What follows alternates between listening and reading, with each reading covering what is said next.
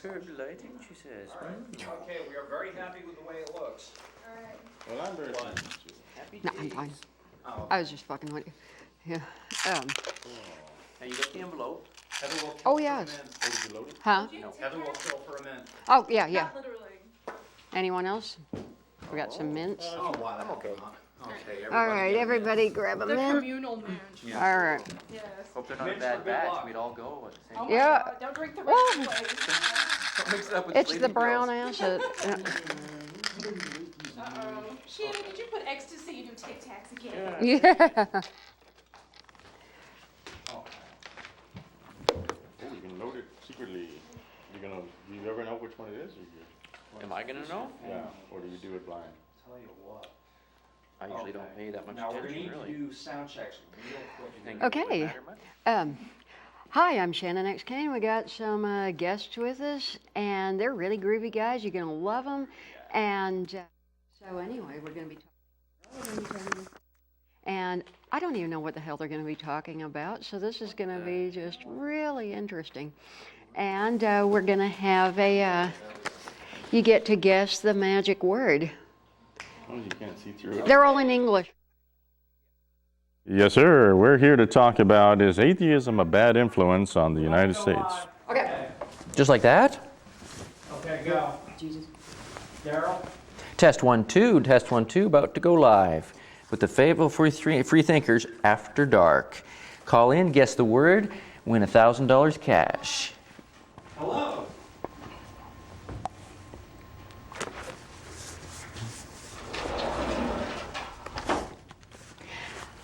Hi, I'm Shannon Kane, and you're watching the Fayetteville Freethinkers After Dark.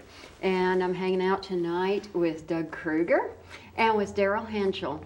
And you guys have got a lot for us tonight. Let me mention this is live TV. Good. And in 20 minutes, I'm going to open up the phone lines, and you're going to get to call and have a little chat with us if you want. So get ready for that. We're going to talk for about 20 minutes. It'll give you kind of an idea of what they've got prepared for us tonight. And but you'll definitely want to give us a call in advance. That number is 444-3434. And gentlemen, what do you have for us tonight? Oh, we've got plenty of things for you, Shannon. We have all kinds of interesting bits of news. We have interesting facts and figures. We have things about everything from why it is you should be a free thinker to why it is that one can question with confidence belief in the Bible, belief in God, and so forth. So Daryl and I have been doing this sort of thing here in Fayetteville for many years.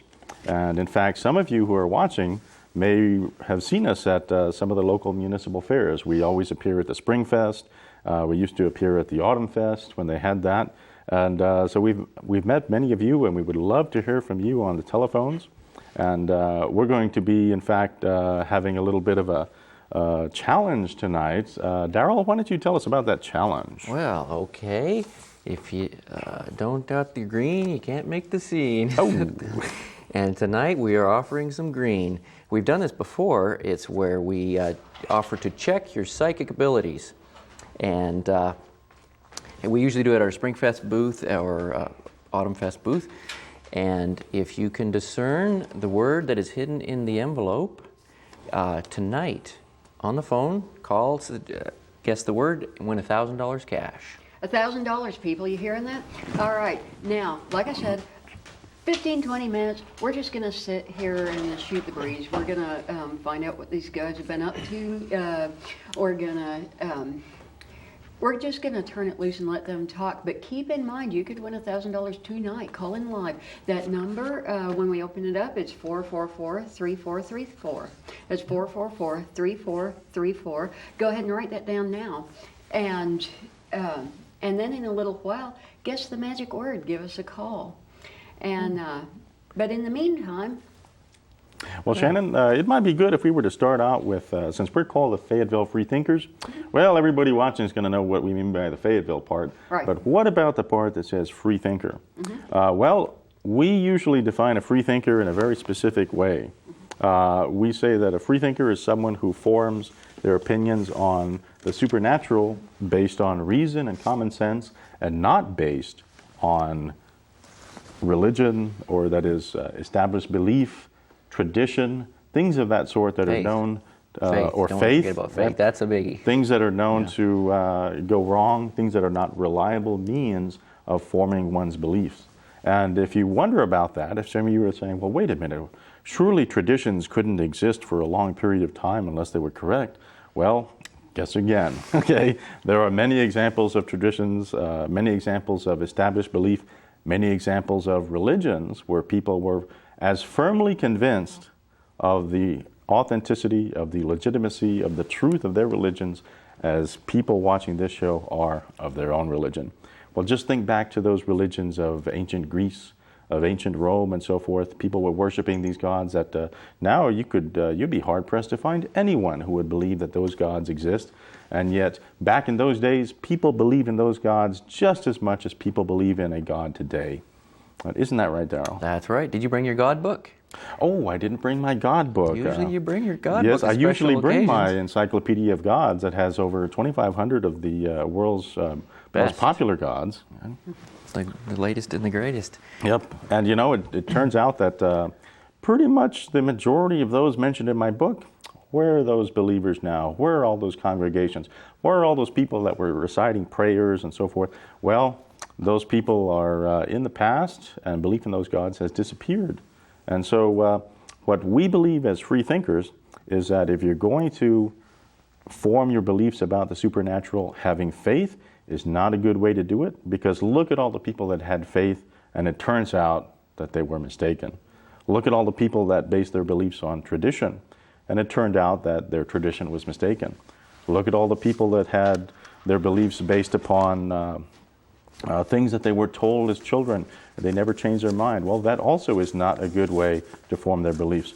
So you might ask yourself, viewer, how did you, if you have a belief in a religion, how is it that you formed those beliefs? Was it in one of these ways? Was it in one of the ways that is known in the past to have, at least for the most part, for most of human history, produced false beliefs? If so, then you may want to ask yourself if it would be worth your while to take another look at those beliefs. Mm-hmm. I was just looking at your shirt there, Doug. Can everybody see your shirt real good? Yes. Who said that famous saying there? This, I believe, was Margaret Sanger's slogan that she had on the masthead of her publication. Some of you may have heard of Margaret Sanger as the woman who, well, Shannon, do you want to tell, do you know about Margaret Sanger? I was thinking it was Elizabeth Eddy Stanton, but Eddy Stanton? Let's figure out who said it. But No, it was Margaret Okay, Sanger. you would know. She It's your had a shirt. newsletter. She was one of the women who crusaded for information on birth control early in the right. women's movement here in the United States. And she was, not many people know as much about her with regard to her religious beliefs, but she was definitely not a believer. And she thought that religion was often used as a means of controlling women and oppressing women, and that it was in fact something that had a negative effect on women. And you know what? I think that effect on women has not disappeared from religious influence even today. No, and we find some religions where women are required to wear burqa or something are still maybe even more repressive to women. One of the tracts that we distribute at our booths at Springfest and Autumnfest, or not Autumnfest anymore, I guess that's gone now, but Springfest, in fact, we could tell people we will be at our Springfest booth on, end of April. Right, the Let's last just Saturday make a in little April? Announcement about that. Is that the 29th? I believe, I didn't write it. Oh yes, it'll be Saturday, April the 26th. 26th. Springfest on Dixon Street. Come by our booth and check out our goods. But one of the things tracts we've been handing out for years now, it's from the Freedom from Religion Foundation, and it's called Why Women Need Freedom from Religion. And I'm pretty sure you can go online and read this one. It's one of the ones that they distribute free. And actually their website would be ffrf.org. So that you can go there and read the whole thing. But it's just really well written, and in a real short little tract, goes through and just reiterates what Doug just said about how women have been so oppressed by mainstream religion for so long. Just makes quite the case for that. Anyways, your shirt reminded me of that. But to play devil's advocate, what about the religions in which women have equal roles? And Well- what would you say about such organizations? Well, those are great. If they're equal, then it's a fair game, isn't it? Do you know of any such religions? I I know. say unity. I would say the Unitarian. Unity churches, the Unitarian Universalists, the Episcopal Church, the United Church of Christ, Metropolitan Community Churches, Swedenborgian Church. So there's a number. You've memorized them. No. And, Now, hang on with the Episcopal. Let's ask about that. Now that Are they completely even? Can a woman rise to the highest position in that church? I wonder. the U.S. has a very high-ranking female bishop, and That's great. England does not yet have a female Archbishop of Canterbury, but it could come. It's not against the rules or anything. No. You don't think? And not that I'm aware of. Well, Well, that's they better hurry, by the way, in England, because the Church of England is disappearing from lack of attendance, lack of enthusiasm. Well, Yeah. as is common with many of the European-based churches, that Europe and as a whole is more secular than is the United States. And I'm sure that you guys would make some points about that. Yeah. Um, Well, we're all for progress of Christianity, and look at the Unitarians, where they came from, their history and what they've progressed to now. If mainstream religion was anything like Unitarian or Episcopal, we wouldn't bother to have a booth. I mean, what would be the point? It's like in Vancouver. I go to Vancouver and we talk about some of these things, and people go, "Yeah, okay." You would never have a booth in Vancouver, British Columbia, because nobody would understand why you're doing this. the Quakers also have equality of the sexes, yeah. but I think now then again, playing devil's advocate once again against myself, there is the recent bust on the Fundamentalist Church of Jesus Christ of Latter-day Saints, in which they had the child brides, and girls were being forced into sexual relationships on the onset of puberty. And so you have cases such as that where certainly it's detrimental to women. There were cases of them running out the young males because they were competition for wives against the older men, and so they were called lost boys, and they just dumped them out. Because the elders had Yeah, if you're going to be rank. polygamous, you've eventually got to have more women than men, and if the birth rate is roughly 50-50, you're going to have to be getting rid of some of the Well, males. except simple math. and I don't want to necessarily bash anybody else's religion or anything. Now, while we're sitting here, We'll do that. I should point out up front, atheist, theist. So we, so there's a little of something from both sides here, and with the callers, we'll see what it comes out to. And so you can just call us and tell us about your status. I would say friendly neighborhood atheists. Friendly neighborhood atheist. Remember, that's what our show Right. used to be called. We used to Yeah. have a show of that sort. And, With Duncan Skiles. So now, if you think atheism is just the wrong way to go, and this is just not your cup of tea, you can call in and talk to the guys. You can ask them any question you like. Hit them up with Bible verses, and Oh, we love Bible verses. they love Bible verses are These guys great. know their Bible. We just love. In fact, let And me make another. Bible. Tell us about your book.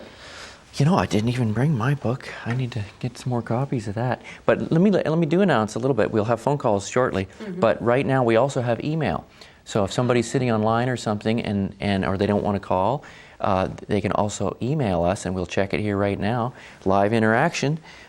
Just email us at Fay Freethinkers. That's F-A-Y Freethinkers @yahoo.com, and send us a note. And you can go ahead and do that now if you want. We're going to open up the phone lines, probably about 5 minutes. But that email address, that one right there, do it now. And if you have a question for us or you just want to say hi, do it. Well, Get it fired Shannon, up. some people might be thinking out there in TV land that that non-believers, that specifically atheists, are in the great minority here in the United States. And in fact, they may have heard some information recently. There was a study done that put the number of atheists in the U.S. at only 2% or something like that. But let me try to set the record straight a little bit on that. When one is taking a study, a lot depends on how you ask the question. And if you ask people, are you an atheist, you tend to get a very low number of people saying yes. But on the other hand, if you ask people, do you believe in God, then you get a much higher percentage of people answering that they don't believe in God, which of course would make them an atheist. And the reason for that is the word atheist has a very negative connotation that comes along with it. But in the United States, I think the number of non-believers is definitely on the rise. And for example, especially among youngsters or the generation nexters, the number of 18 to 25-year-olds who are atheist, agnostic, or non-religious has increased from 11% in 1986 to 20% today. So in other words, 1/5 of those who are between ages of 18 and 25. That's according to a June 2007 Barna study. So that represents the future. That's enormous. Okay, That's and a brief question before we open up the phone lines. Why do you think that's so? Why do you think that young people are turning away from religion? Well, Multiple. I mean, one thing would be the internet. I mean, information freely traveling. When I was a kid growing up in a Jehovah's Witness household, when I wanted to question or find something out about that group that I was in, I remember I had to go, and there was like one book available that was written against them, and it was really hard to get, and I went and, I don't know, special ordered it or something. I had it hidden under my bed, and my mom found it and threw it away. I had a book like that, but it wasn't about Jehovah's Witnesses. Oh, yeah. Well, I had one of those too, and she threw that away. But just to compare that today with how much hoops I had to jump through to find one or two books that were available that had, a different perspective of the fundamentalist religion I was growing up in. With today, you go to Google and you type in Jehovah's Witness or whatever, and you will be buried in, there's probably 100 books written, and you can read a lot of them online, and just tons of information. So for a real cloistered type group like them, they have to tell people not to go on the internet. Or if you do, they preach over and over. Good luck with that. Yeah, they preach over and over not to go to anything, skeptical. But how's that gonna? Oh, don't they call that spiritual pornography? They call that and sipping porn. No, sipping poison. Oh, there you go. Yeah, don't be sipping the. Oh, yeah, no gulping either. One other thing about the speaking of statistics, a 2006 Pew study found that those between the ages of 18 to 25, of those, 63% of those in that age group believe humans and other living things evolved over time. By contrast, Americans over the age of 40 favor creationist accounts over evolutionary theory. So one of the things that I think that this suggests, this and other statistics that are similar to that, is that basically, you may have heard people talk about the culture wars, and the creationists are trying to, be battling evolution, and they're trying to be anti-gay, and they're trying to get people to believe in a fundamentalist account of the Bible and so forth. It seems like the culture wars are over and the creationists lost. If 63% of their kids believe in evolution, that's a huge percentage higher than what you find among the adults. So, in fact, I think roughly about 40% of adults, sometimes I've seen it as high as 43% or 46%, believe in evolution, but it's usually in the minority. So now, for it to be 63% among their kids, that's huge. That's huge. A majority of those between 18 and 25 say the will of the American people, not the Bible, should be a more important influence on U.S. laws. And of those who are 18 to 25, only 4% say in their generation, of people in their generation, view becoming more spiritual as their most important goal in life. It's only 4%. So, and in fact, also a majority of them, I think it was 67%, say that their churches are way too anti-gay. Ah, that's another thing that represents the future too. But one thing I should point out is that not all theists and certainly not all Christians believe in creationism. Yes, and I would defy and for that we can all be thankful. I'm over 40 and I find evolution a far more plausible theory than I do creationism. And so I think it's important to that we Don't lump all believers together in the same way that's important not to lump all non-believers together. Sure, Right. absolutely. In fact, only about a third of those who identify themselves as Christian would say that they have a literal belief in the Bible or a fundamentalist way of reading Yeah. the Bible. And Well- I'll publicly say that I don't. You know, evolution, there's so much science misunderstanding the U.S. and so much, it's a complicated issue. Sometimes maybe a stepping stone for somebody. If you can't, not interested in going to talkorigins.org, is it? Yes, Yes, org. talkorigins.org. They've got a FAQ, frequently asked questions page, that goes through and in like 2 pages deals with every supposed problem for evolution, just takes care of it. But if you're not interested in doing that, sometimes a stepping stone can be this other aspect of young Earth creationism, and that is the idea that the Earth is 10,000 years old. And one of my favorite tracks we have, it's very informative and short. It's called How We Know the Earth is Old, 20 Old Earth Indicators. You can also go to our website and read this right now if you want. And tell us where the website is. Yeah, the website is fayettevillefreethinkers.com. And you would go there and on the left, go to tracks. And this would be one of them. Or non-tracks, perhaps, we would say. Yeah, I think it says tracks, actually. Oh, does it? We could go either Well, way they on are that. tracks, technically, Yeah, well, tract by definition is usually a religious thing. Right. And so They're pamphlets. Dan Barker calls his non-tracks just for fun. So it goes either way. Fractions.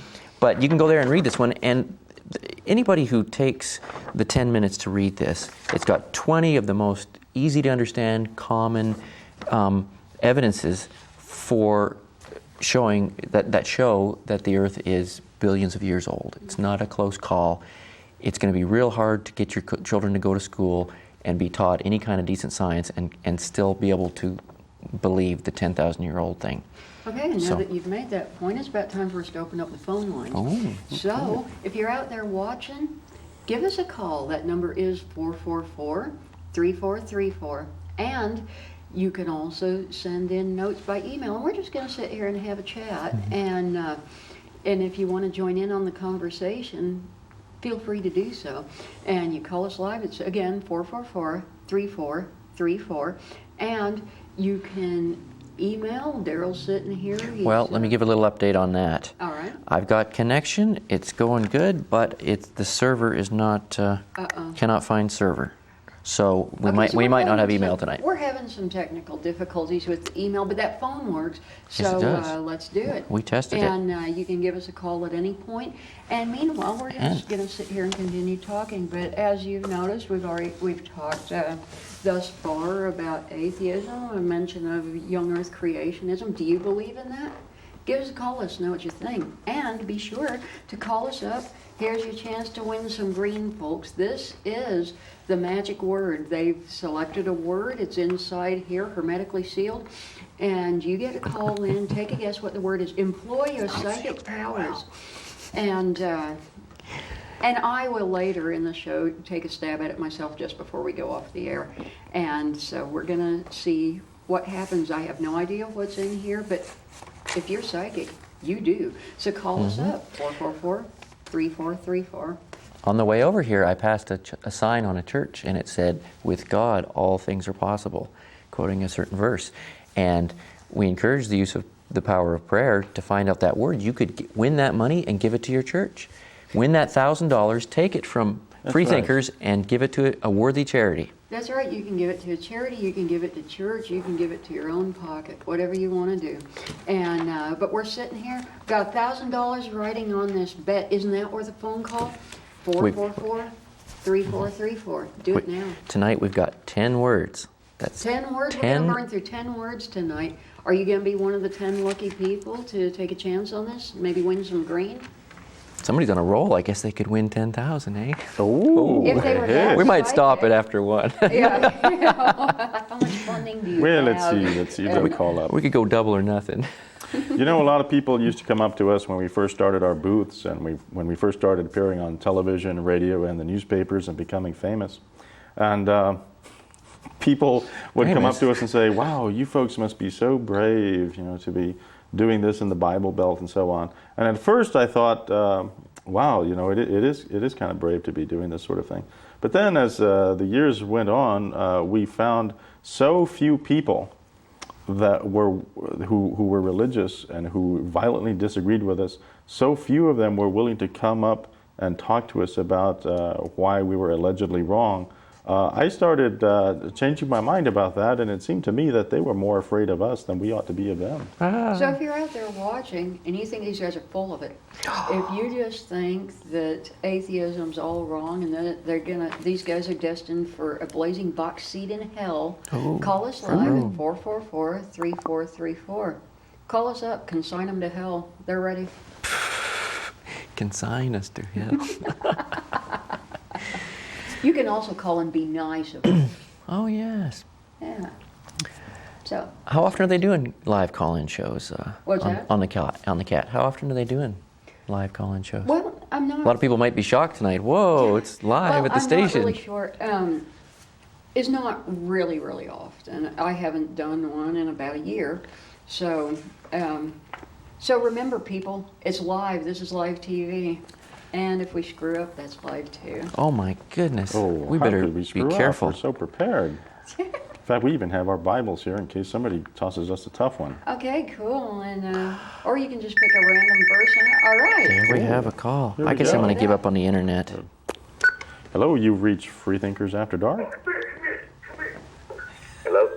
Hi, you're live on the air.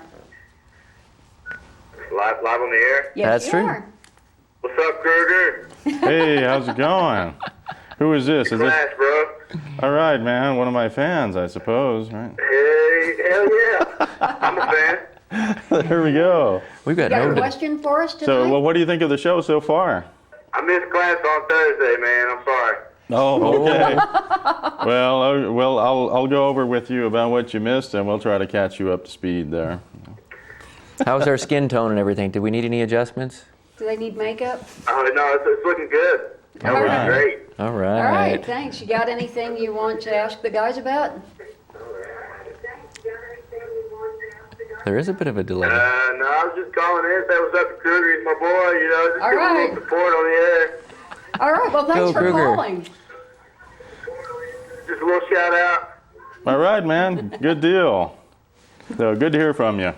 Yeah, y'all take it easy. Okay. All right, you too. Good night. I'm Dougie. What's up? All right. Okay. There we go. There we go. You have a fan base. You know that fellow? Oh, yeah. Again. Does he get extra points for calling in? Oh, well, moral points. They're like the points on What's My Line. Those are valuable moral points. Yeah, I'll tell you. Those And are great. since you've mentioned morality, let's talk about atheism and morality. Oh, my There goodness. are some people out there who erroneously believe that that atheists are incapable of possessing morals. They're not ethical people. They have no morality because you would have to have a religious base for morals. I personally believe that morals and religion are two separate issues. But for those who don't, what would you tell them? He will. We've already thought of that question. All right. And this is Good. one of my favorite tracks. We're hitting all my favorite ones tonight. No, really. Doug has had debates on this issue. And I remember, so we put this one together for one of his debates and distributed it.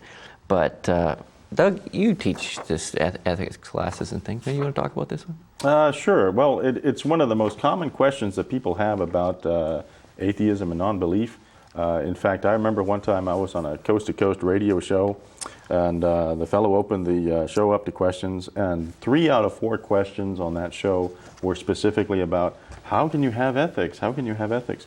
Well, there's a couple of different ways to answer that question. One way is that my question is, how can you have ethics with God? Right? I mean, why don't you, if you want to go step by step and see how does your ethics work, and why is it someone else can't do something similar? Because if someone says, well, the way I get my ethics is, and typically here's what happens when people who believe in God want to decide a question, let's say, well, often they'll pick up the Bible and they'll say, well, it's going to give me the answer, okay? Well, the Bible is all over the place on many different issues. There are some things that take place in the Old Testament, like rules about divorce, that say, like in Deuteronomy 24, if a man finds some uncleanness in a woman and he doesn't want to be married to her anymore, he can just give her a bill of divorcement, send her out, and she can go and be another man's wife. End of story. Pretty easy. You can get a divorce. But then in the New Testament, when the Pharisees go up to Jesus and they ask him specifically, is it lawful for a man to put away his wife? Okay, they asked him specifically, can a man divorce his wife? In Mark, his answer is no. He says, nope. He says, what God has joined asunder, man cannot, what God has joined together, let not man put asunder. So he says no. But in Luke, he says the same thing. In Matthew, Matthew says, no, you can't get divorced unless it's for the reason of fornication. So you have this little clause in there. So can you get divorced or not? On that issue, the Bible is all over the place. And there's even other verses that that make it even more of a murky type of an issue. So it's not the case that someone who believes in God can just open up the Bible and get the answers. That just doesn't happen. And after all, ask yourself, why is it that believers have so many different views on the very same issue? You find pacifists and you find warmongers. You find people that are pro-life and you find people that are pro-choice. I think you would find that among the atheistic population as well. You'll find people who polarize in different ways on issues. Sure. You will have you will have pacifistic atheists, but you will have some that justify war. Right. I'm a pacifistic Christian, which makes me in a definite minority. But we're not appealing to a book that supposedly has the answer to the question. Okay. We're using reason to go and giving reasons for why we would be pro-choice or something else. But supposedly this book, and let me look at this thing here.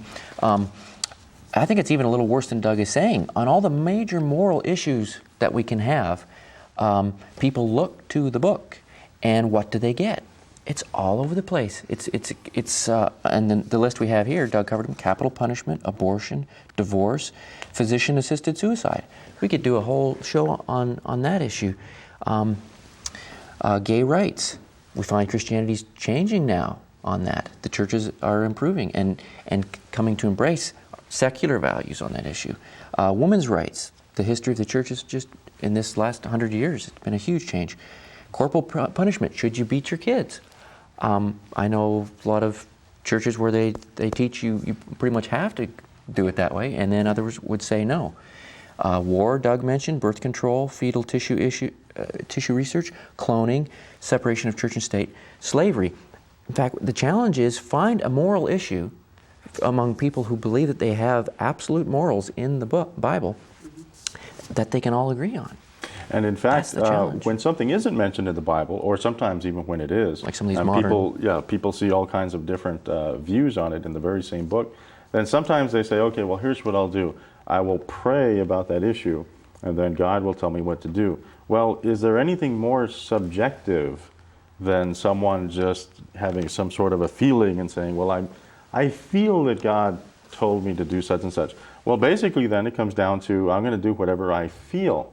Okay, and even when people use that method, you see people all over the place on the same issue. So one of the first things I say about the issue of ethics is, well, it's not the case that those who are believers have a set of objective or absolute moral values that they can point to, and certainly none that they can prove. And then on the other hand, well, the question is, well, how do atheists get ethics? Well, if you were to take a course at your average university or community college, and you were to study ethics, you would find that 99% of what you study is ethics that is not based on God. Because God-based ethics is basically a dead end, right? Either God told you to do it or not, or God didn't say that. And there's not really any way that you can demonstrate that God said it one way or the other. So if that's the way ethics comes about, it's pretty much a dead end, and anyone can say anything whatsoever and say, well, God told me this, and you either believe that person or not. But on secular ethics, often what happens is people will say, such as in utilitarianism, we're going to try to create the greatest happiness for the greatest number of people. And either you're doing that or you're not. And someone could perhaps even demonstrate that you did or didn't do that. So it's open to observation, it's open to debate, it's open to people questioning whether or not you're sticking to the morality that you claim. And it's open to modification and improvement with time. That's another thing, appealing to a book that's 2,000 years old, is you're stuck with a morality system that was in a different society where the morals of the society were, very primitive in some ways compared to what we do today. And I'd like to remind the viewers, this is a live show and you can call us up. Right. And do you think morality comes out of the Bible? Do you think morality comes from your religion? If you do, give us a call. If you don't, give us a call too. That's 444-3434. Oh, by the way, some of the listeners or viewers may want to remind them. Oh, here we go. We have a dingle. Hi, you're live on the air. A little delay. Hello. First of all, are you there? Yes, Yes, probably we're here. best to turn your TV down and listen to the phone. I'll try to do that and see if it works. All right. Otherwise, Yeah. I get confused.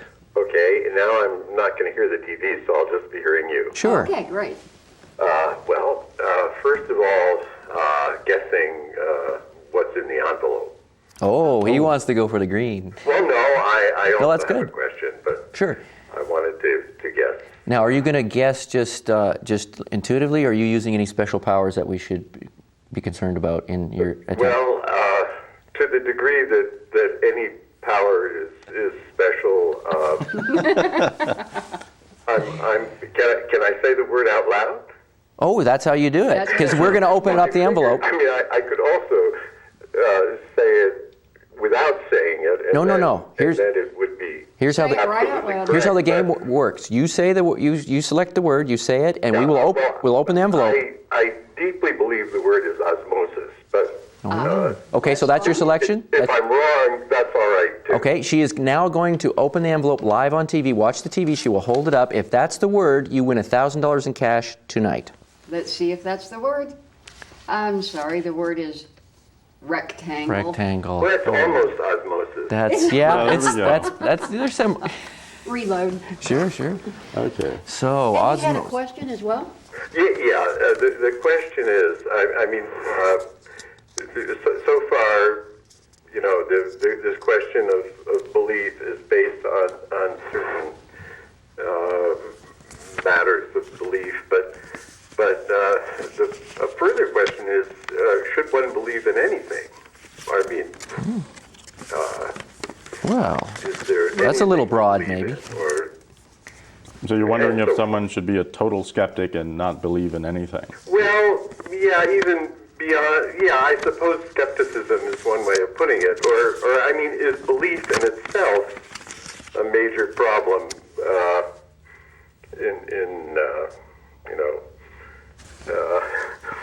Boy, a major that hang-up would be- of society to believe may in itself be a problem. So I'm just putting that problem out there. Oh, okay. Well, there have been in the past some famous skeptics. There was a school of Pyrrhonism back in ancient Greece in which people claimed, at least, that they were going to doubt everything and not believe even in what they would see or things of that sort. But those views about belief tend not to be very interesting because you tend not to get very much done if you don't believe that you're sitting at a table or that there's food in front of you. And believers in that sort of thing don't last long. So I would say that perhaps a better type of approach to belief would be that you ask yourself, on what grounds should I believe various types of claims, and whether or not, for example, there's some food in front of you to eat would perhaps be based simply on your visual input. Yeah, but I mean, you're begging the question here in terms of, I mean, first of all, by saying that, that this matter of belief being a problem was dismissed. I mean, I think there's Yeah, that probably doesn't a mean lot it's of not work true. to do on the whole matter of operating on the basis of belief. I mean, it is conceivable believing in nothing has some. Well, I don't see how someone could actually believe in right? nothing. Is that even conceivable? I don't know. Mao Zedong said that he believed in absolutely nothing. I mean, that was one of Well, his that's good great enough for me. Well, I aphorisms. think. Not that he did so well in this world, but Yeah. Well, I don't believe that. I don't. Well, I believe maybe that he said it, but I don't believe that he believed in nothing. Because if he believed in nothing, he wouldn't believe that there was an audience for his writings. well, no. He believed those words had actually, meaning. It's a very ancient concept to have incredible conviction about Nothing? a lack of, I don't know, substance or something Well, you could sneeze at nothing, I suppose. I suppose nothing is more important than that. So, yeah. Perhaps we could look at it this way. Are you trying to say that perhaps one should believe that all of this life is an illusion, and in that sense, nothing exists, or something like that? Because that's certainly another road in the direction of this question of belief. I mean, clearly, I think you're doing a very good job in pointing out that a lot of problems in the world exist because of these very specific belief systems. But it may be something to entertain that any concern that is based on a subscription to some belief is problematical. That can be dangerous. I mean, certainly there's a lot of problems here, semantic problems and so forth and so on, but it is clearly something of interest in relationship to what you're considering to look at any belief as a possible problem, or what is the virtue of a belief? Where do you what do you benefit? Well, let me try to address some of the things here. About whether there was food. Actually, amusingly, there is food in front of me as I speak. Good heavens! And the question of whether I believe in it, but what I'm Americans tend to believe that a lot. Yeah. Oh yeah. I mean, it's obvious. Just look around. That's right. Yeah. But Okay. I should let you proceed without my stumbling. Oh, we've been enjoying it. That's fine. Well, let me say a couple of things. The notion that that really what we're seeing around us is an illusion is something that you can find in some schools of thought. In Hinduism, it's something that you can find in various forms of Buddhism, or at least in some.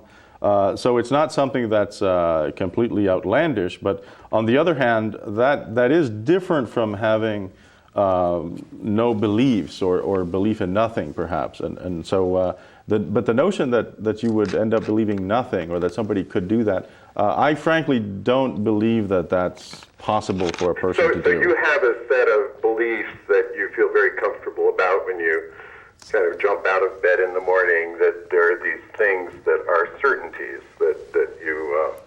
Well, not necessarily certainties. I mean, it's one thing to have a belief, and it's another thing to believe that thing without question. Well, what is the difference between a belief and a certainty? Well, I may believe that I left my car in the parking lot, but if someone came in and said, was that your car that was just stolen? I might question whether my car was in the parking lot. Right, yeah. But that doesn't mean I no longer believe it. It might be a problem. But I could still believe my car was in the parking lot without... Yeah, so where does the belief, of great benefit? I mean, is that something that serves you well when it turns out that it isn't in the parking lot? Well, that's a good question. Then we start to get into the issue of what methods of belief confirmation tend to be the most reliable, and issues of what types of beliefs, if any, one should accept without very much confirmation. And it seems to me that the more important the belief in terms of having a specific statement that you would say, this is true, like it's true that there are no unicorns, or it's true that there is a God, or it's true that I ate lunch today, that those might have different ways of confirmation or lack thereof. And you're not going to have the same method for all of them. But surely if something's really important, like if someone comes up to you and says, you should base your life on the belief that there was a certain event that happened 2,000 years ago, and if you don't base your belief on that, then there's something morally wrong with you. I would say, okay, if you want me to base my my whole life on this belief, then you better have some really darn good evidence. Not the least of which for the reason that there's a lot of other competitor religions. But why bother? I mean, Why bother? is it not? Well, in this life, you got to believe something. I mean, okay. Suppose I do come at you with this incredible, basis for believing whatever, sort of religious sign you wanted to hang around your neck. Would that be useful to you? Would that be good to have that marvelous belief as a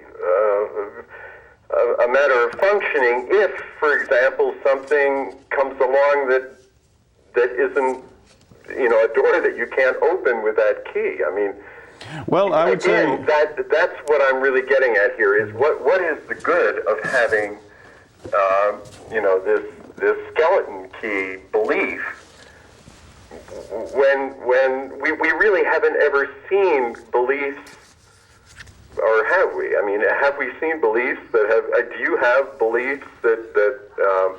I have beliefs. Well, some I can confirm readily, and some, or at least as far as we can accept confirmation, I can confirm there's a telephone in front of me and touch it. But I mean, what's the necessity of holding that? I mean, it could be Well, it's not during necessary, that instant that it isn't there. Well, you know what? If I didn't have beliefs about things around me, there would be nothing upon which I could focus my attention. Are you sure? Sure. Yes. I mean, if I didn't believe that there were things around me. Because of your beliefs that you can focus and stuff like that? Well, what would I direct my attention on if Well, I did not? What's that? Try it. I mean, try focusing without having a delicious belief Okay. that you're arming Yeah, yourself with. we're gonna. What is your name, sir? Just first name? My first name? Yeah. Are you there? Yes. Yeah, we're here. Oh, my first name is Robert. Robert. Okay, Robert. I'm Daryl, and this is Doug, and we're going to open the I line to some more appreciate that. more calls. And I think. No, I'm going to let go of the phone because. All right. Okay. Okay. Thank you, Robert. Okay. Thanks for all those points, and we can continue talking about some of that if you like. Well, one of the things he mentioned, what I could grasp, what he was talking about. Whoa, there we go. Hit it. Oh. Hello, you've reached Freethinkers After Dark. How- Hello, go ahead. Do you have a question for us? What exactly do you believe in then? Yeah, Doug. Oh, okay. What do I believe in? Well, I believe in all kinds of things. Atheism or non-belief is not about not having any beliefs. It's specifically about not having a particular belief. So I would say probably there's a good chance I have pretty much the same beliefs you have, except for minus one, that is not a belief in God. So I would believe that The sun comes up in the the sun comes up in the morning. I believe that there's a war in Iraq. I believe that we ought to do something about various political situations, and I believe that family is important. I believe in all of that kind of stuff. And it's actually rather amazing how little belief in God tends to drive certain types of beliefs, because I have beliefs in morals and in people being kind and being good and raising your children right and things like that, and trying to accomplish things in your community. But I just don't have a belief in God that is behind all of those things. Yeah. Does that make Why sense? exactly do you not believe in God? Well, I guess that then addresses the issue of evidence or lack thereof. And I have spent the better part of, or more than a decade, looking at the various types of proofs of God's existence that theologians offer, evidences that they bring forward, and so forth. And I and millions of others just haven't found these types of things very convincing. And one of the ways in which you can perhaps, sort of test these types of beliefs for yourself, or these evidences that people bring forward, is ask yourself if you would believe those types of things if they were in the context of trying to show the existence of some other being or some other god, like a god of ancient Rome or something like that. people will say, well, where did everything come from? Well, that's a very typical way of people approaching it. If God doesn't exist, where did everything come from? Well, then I ask, well, where did God come from? And people will say, oh, well, he didn't have to come from anywhere. He's always existed. And then I'll just say, okay, well, if you can just say something has always existed, that's a lot simpler to just say the universe always existed. If you're going to have something that didn't need to be created, you may as well have it be the universe as God, because it's a lot simpler, right? Or if someone says, well, how do you explain that human beings have such finely developed eyes, or a bird has wings and so forth? Well, evolution explains all of that perfectly. There's absolutely no problem in explaining those types of things. So the various arguments that I've come across, now it may well be that tomorrow somebody's going to create a fantastic argument for God's existence that will be convincing. But I've seen all of the major arguments, and as far as I can tell, the vast majority of minor arguments for God's existence. None of them, as far as I can tell, come even close to showing that God exists. So the shorter answer is there's no lack of evidence. No good reason. Yeah, right, no good reason right. to believe it. Is that what you expected him to say? Maybe. I guess. It's sad to me. Oh, In But what why way? why would it be sad? I mean, is there? Have a faith in something and a belief in something higher and bigger and more powerful than we are. Well, and what exactly does that get you? I mean, how is it that does make you feel better, as opposed to if you didn't have it, you would Because I feel know worse? that I'm not in control. and that's good. Well, yeah, why would you not want to be in control? Because he knows a lot more than I do. You know, I've talked to I know a lot of non-believers, freethinkers, and atheists that used to be, and I grew up that way. Grew up in a Christian family and was a strong believer. I think I went to church 10,000 times by the age I was 16. We used to go 5 times a week. And when I finally, over a period of years, about 10 years ago, discarded that, there was no loss of, the fact that I gained control and didn't think that there was some God in control of my life actually made me happier. And that's what I hear all the time, is people feel relieved to not think that, there's people being punished in a hellfire or something like that. So it can go both ways, at least. One fella I heard of, he said, this atheism idea, I'm going to try it on for a week and see what happens. And he just pretended like he was, going to not believe in God for a week, see what happens. And he did it, and he just never went back. Really. Let's go ahead and open the line to another caller. But Okay. Thanks so much. Okay. Thanks for calling. Remember- Oh, she could have went for the word. Yeah, remember, and the caller we just had, if you should like to call back and guess the Yes. magic word, you can do this. And we're going to be taking a break in just a little while here, and we're going to go to some pre-recorded footage, but we'll be back live. We're going to open up the phones again, and we'll be on for a few more minutes if you want to give us a call. You can win $1,000 by guessing the word in this envelope. So get your psychic powers ready. What's in the envelope? What's the magic word? Give us a call, 444-3434. Yeah. And would you like to elaborate further on the caller's point? I think it's interesting that she said that she thought it was sad that you like to believe. Yeah, You that's know- kind of Something common. you That's kind of common. encounter, We do hear that quite frequently? often. Well, so many people are used to or programmed to get joy from their religion. So they just associate going to church. They're trained as little children that going to church and hanging out with your friends and pleasing God brings you joy, that they get convinced of that, I think. But I've talked to so many people who used to be believers that go, man, I was just in a fog, or I was deluded, or I wasn't happy, and all these things. They can probably tell stories the other way. I'm not saying that proves anything. But the idea that there's any unhappiness associated with leaving religion is not true. Go to an atheist convention, or the Freedom from Religion Foundation has a convention, and In fact, I've been to atheist conventions in different parts of the country. I've met hundreds and hundreds of people that are professed atheists, and in fact are atheists. And they tend to be a pretty cheerful group, and they're very pleased with their situation. And many of them will say, that they could never go back. to the way it was. That it's a liberating and empowering experience. And I think the caller kind of hit the nail on the head there. Well, you mentioned, empowering, and I want to come back to her statement of, I'm not in control. And, Yeah, and to find joy in that, eh? Isn't that something? But,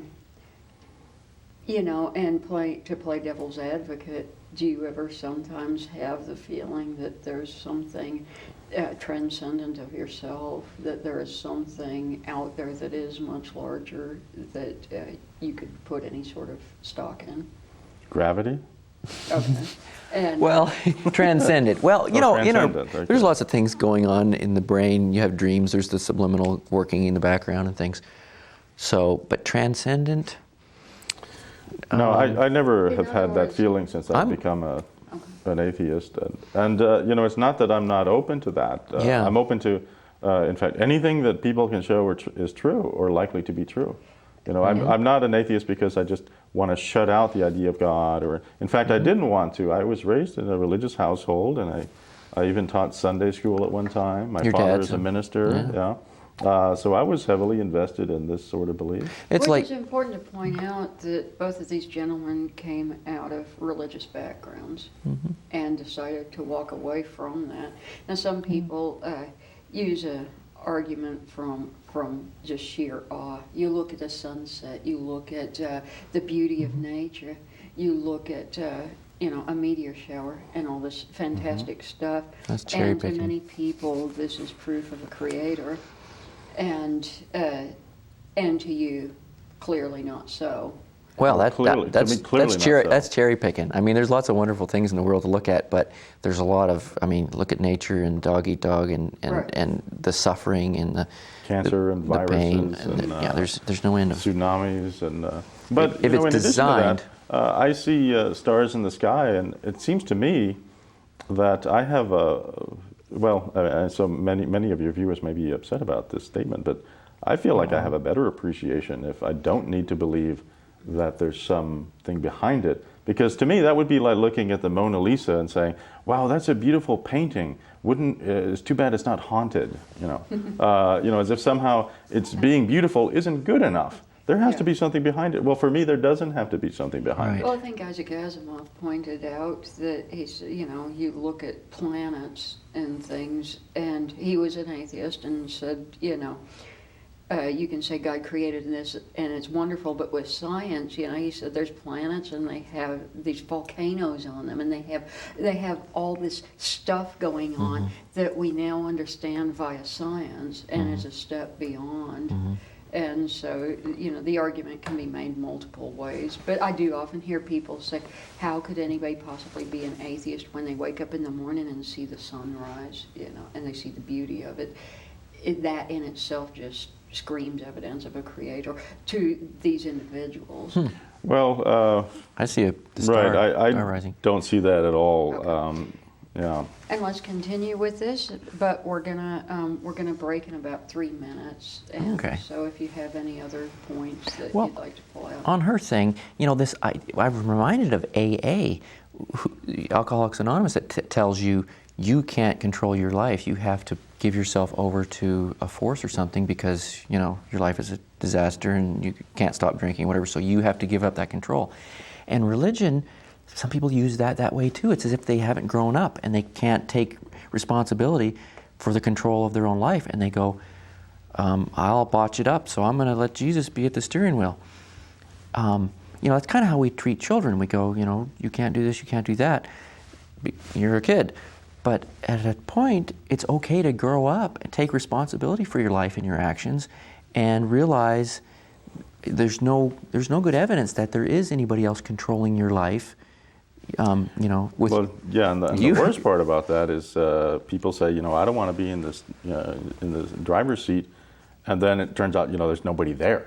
Right? And then the car's all over the road, goes in the ditch. Which is, exactly what people find. Yeah. And it's not as if people who are believers are never unhappy. I mean, they have. Or they do bad driving of their do life. bad driving. Well, they have rehabilitation centers where they cater specifically to believers. And why would they need those things if belief in God brought you happiness all the time? Yeah. And when people appeal to God, as you mentioned earlier, I mean, they get all sorts of answers, and sometimes it's really bad answers.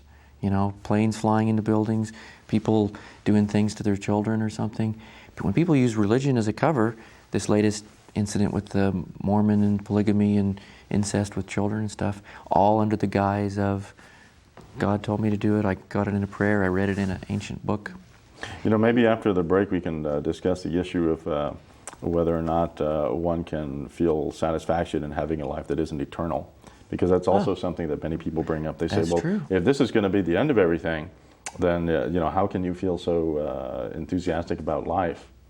All right, and one thing I should say before we go to the break is we've mentioned several times the Fundamentalist Church of Jesus Christ of Latter-day Saints, the recent raid upon them.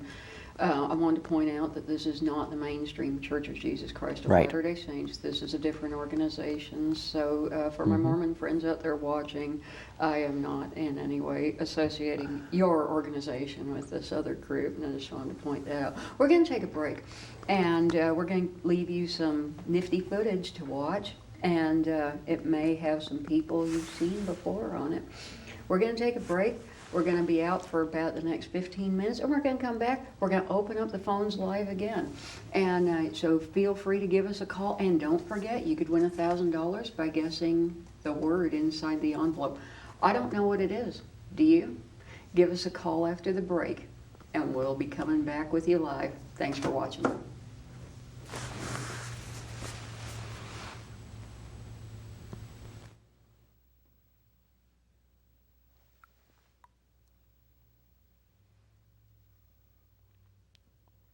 At moments we could laugh about it or, you know, have a good joke about it, but then there's a point at which it ceases to be amusing. Exactly. And actually becomes dangerous. Yeah, I agree. Well, and the dangers of uncritically accepting beliefs are such that it's not just with anti-Semitism, but also with beliefs in, for example, David Koresh's bunch. There was a group that could have used some critical thinking skills. Jim Jones in Guyana, over 900 people killed or committed suicide. And so there's definitely a danger. Those are United States examples where we tend to, you know, think that we have superstition clamped down somewhat. But I've been reading about how in the third world, when you have real superstitious, one of the rumors that was going around was that if a person had AIDS, they could be cured by having sex with a virgin. And in particular, the magic would be more powerful if the younger the person was. So there's instances of where false beliefs like this were involving children babies being raped. That was in Africa, wasn't it? Yeah. So talk about an example of superstitious mistaken belief having just terrible results. And this is was fairly widespread. I mean, this was affecting thousands and thousands of people. Yep. And the belief that the powdered horn of a rhinoceros can make someone virile. Sort of before there was Viagra, there was the rhinoceros horn, and then the creatures are almost extinct because of this false belief. Yeah. And there's we also could do a whole show on the dangers and bad things that come out of people having mistaken beliefs like this. We could do an hour solid without repeating and just give you terrible examples of what follows from this sort of thing.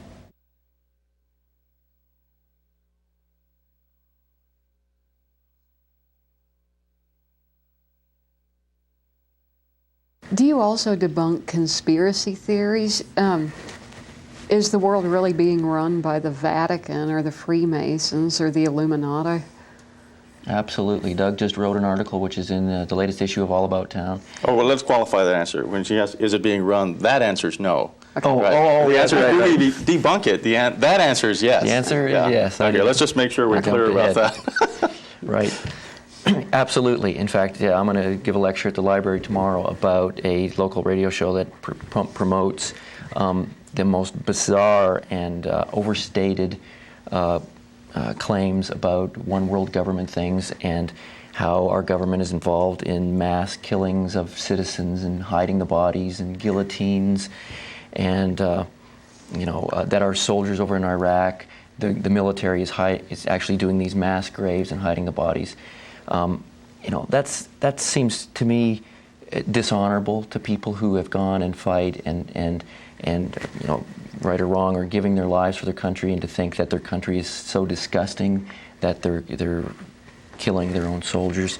And so, yeah, we confront these things head on, and are going to do so more in the future. I intend to do some more shows specifically dealing with these conspiracy things, partly because they are so pernicious, and I think a lot of people realize that it's fantasy, but you know, children listen to some of these radio shows, and they you know, for them on their way to school in the morning to be hearing that FEMA, the Federal Emergency Management Agency, which helps Americans when there's a disaster, an earthquake or something, to hear that FEMA is really killing 1 million Christians per year in the United States or something like that.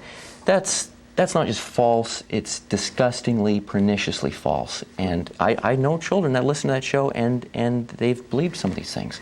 And so I'm especially motivated on that issue right now, yeah. Okay.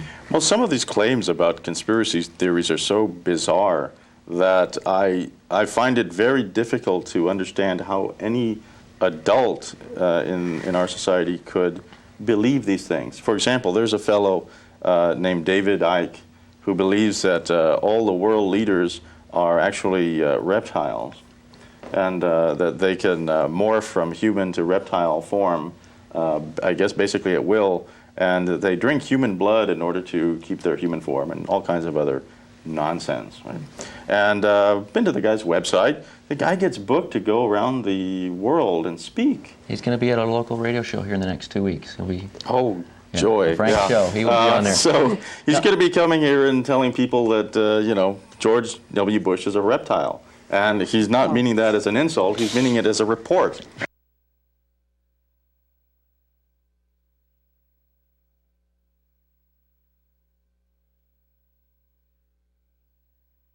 Number 2, separation of church and state is written in our laws. Now, it's true that the phrase separation of church and state is not in our Constitution, but it's considered a legal principle upon which the Supreme Court and other courts can rest their decisions, in the same way that, for example, the right to privacy is not in the Constitution. But that's now considered one of the premier legal principles upon which courts base their decisions. So separation of church and state is an accepted principle in U.S. law. Right. Even though the phrase doesn't appear exactly like that, there's a lot of other principles that are implicitly stated that way. And that's, do we want to talk about where that is, the separation of church and state? I mean, that's, sure, that's the First Amendment, right? Right, and in fact, that's why Judge Moore, some viewers may remember his fiasco of a few months ago. He wanted to have the Ten Commandments displayed in the courthouse. In fact, he did have them displayed. And because of the separation of church and state, he had to remove his monument. And so Moore's Rock had to go. Right, and he just, he's no longer allowed to be a judge now, too. That was just a recent thing, too. But the First Amendment, which says that no law respecting an establishment of religion, when Thomas Jefferson was asked, what does this mean? How are we to understand this? By the Danbury Baptists, he crafted a letter that's where the phrase occurs, that the result of the First Amendment, I've got the quote here, I could read the whole thing, but is that the effect of it is to establish a wall between church and state. And so that was his understanding of what it's meant. And the Supreme Court several times has specifically appealed to Jefferson's use of the words separation of church and state and interpreted it in the same way that he meant it. So in fact, the separation of church and state also, it's understood that this fits in well with the way in which the United States was founded, because it's part of the understanding of why so many people came to the United States, is that they have freedom, the freedom to practice whatever religion they want. And if the United States did have an official religion, I think you would find far fewer people coming here to the United States.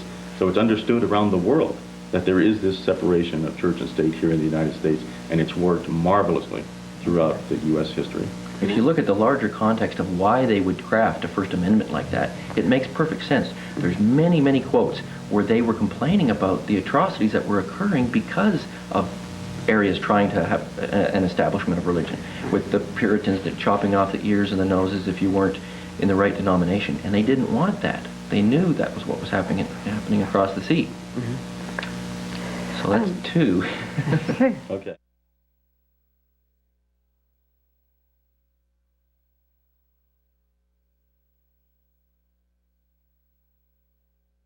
Now, you had mentioned George Washington earlier. So let's talk about him for a moment. We all grew up seeing that famous print of George Washington on his knees in the snow praying at Valley Forge. School children were led to believe that he was the embodiment of the Christian American ideal. But how much of a traditional Christian was George Washington really? But he wasn't a Christian, No. traditional or otherwise. And in fact, that whole Valley Forge thing is a total myth. That didn't happen. It was put together by the same fellow who did the cherry chopping down the cherry tree. I Okay. mean, the mainstream scholarship in this area, there's no question. I mean, Later on, when people wrote biographies of Washington, they wanted to glorify him in different ways. And one of the ways in which they did that was, I can't tell a lie, chop down the cherry tree, and so on. And also this Valley Forge thing. Total myth. In fact, the whole notion of the troops freezing at Valley Forge and suffering and so on, that's also fictitious. That didn't happen. But it certainly didn't happen that he stood there and prayed. That was something that nobody at the time or afterwards, nobody ever said anything about that taking place until people started writing these biographies scores of years later. there's so many myths. We could just do a whole section on just these, because there's also prayer journals that are sometimes brought up, as if Washington had these private prayer journals that he wrote notes in, and they're totally bogus, but this still comes up once in a while. The Smithsonian rejected them well over 100 years ago, saying, there's so many reasons that they're bogus, but I could list a couple of them. Let's see. George Washington was a notoriously bad speller, and these are perfect. There's no spelling errors. And if you just read them, they sound like a Pentecostal minister, and just go on and on. It's just unbelievable that somebody who's familiar with Washington's material could think that he wrote these. It's out of character, totally out of character. Terrible. And also it's not written in his hand. Right. Well, actually, I challenged the fellow who brought them up once to say, where are these? I mean, they should be on display in some museum or something. Nobody knows. But museums won't take it. No museum would have it. Right. No, they're bogus. In fact, one might wonder about this Christian nation assertion that why is it that we're constantly finding fake quotations attributed to the founding fathers, when if they really were Christians and this really were a Christian nation, why would they have to be making things up?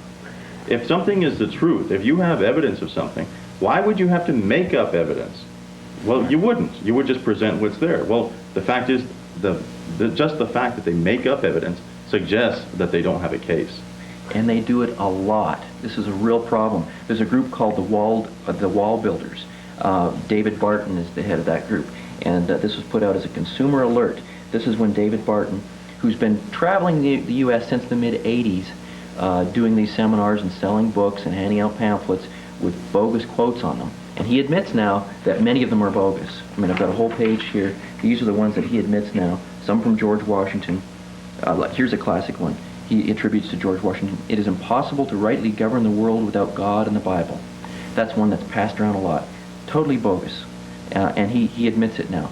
And so he is, and the Wall Builders group I read their webpage today. They're totally devoted to tearing down the wall of separation of church and state, and devoted to teaching people that this is a Christian nation. That's their goal. And he's been selling all these books and doing these seminars, and so these quotes get picked up. Rush Limbaugh quoted a bunch of these bogus quotes in his big selling book. He's repeated them on the radio, and it just spreads and goes all over. Another fellow who came here to, I believe it was Springdale a few years ago, to promote the Christian nation myth is a fellow named Herbert W. Titus, who in fact ran for president with the Taxpayer Party, I believe it was. And so I went there to confront him, because we knew that he was going to use a bunch of bogus quotations and assertions. And sure enough, he was talking about the founding fathers being Christians and so on.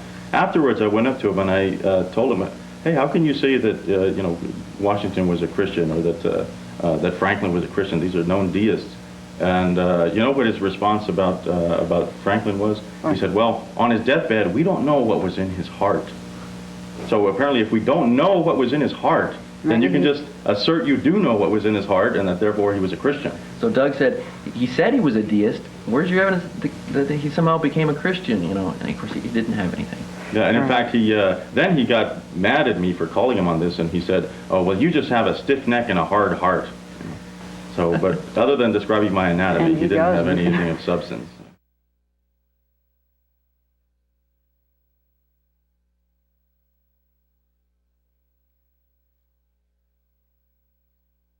Do you guys think that the Bush administration has gone overboard in mixing religion and government? Yes. Absolutely. Indeed. And in what ways, what specific concerns would you have there? Well, I think one of the things we're already seeing is the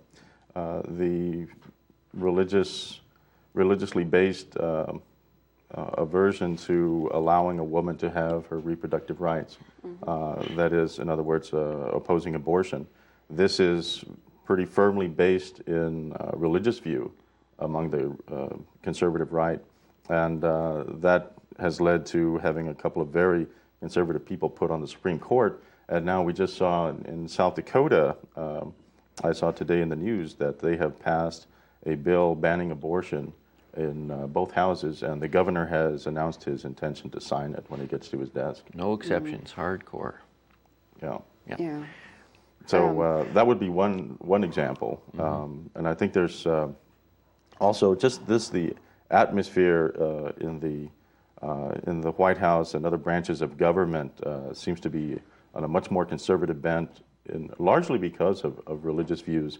And it just seemed to be ridiculous when Ashcroft took office that he spent, what was it, $10,000 for a gigantic drop cloth to throw over the marble breast of the statue of Justice there in the hallway in his own building. I mean, that just seemed absurd. He said the United States has no king but Jesus in one of his lectures.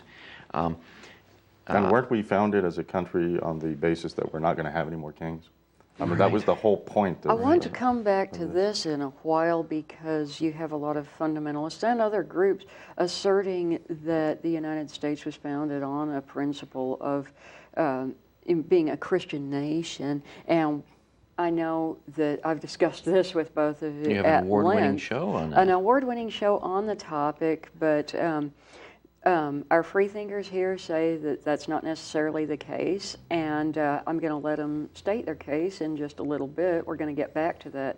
And because people seem to have the idea that fundamentalism as we know it today is what was being practiced when the founding fathers were busy organizing, and actually I'm not sure that they would recognize what we now know as fundamentalism as a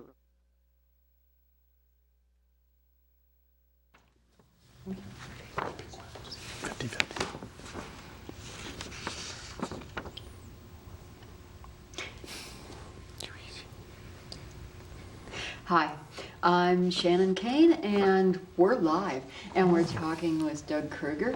We're talking with Daryl Henschel. This is Fayetteville Freethinkers After Dark, and we've been talking about quite a number of different subjects, but have talked a lot about atheism and belief, and we're going to talk some more. But I wanted to mention again. Guess the word in the envelope. There's $1,000 writing on this tonight. If you can guess the word that is sealed inside this envelope, you get $1,000. Why wouldn't you try? And we're opening up the phone lines right now. 444-3434. Give us a call, guess this, and the guys have some other stuff for you too. I think they were talking about maybe having a quiz that you can take part in. So, what's up with that? Well, the quiz. Well, we were just thinking of having more prizes for folks. So we've got our very skeptical-oriented, the flying pig. Cool. Ooh. You put batteries in it and put it on a string, and it buzzes around. Who would not want this? Yes, this is truly precious. And the wings flap. The And wings will The actually wings move. flap. How could you Right. not want that? Now, what do they have to do to win the flying pig? Well, we were thinking maybe a question.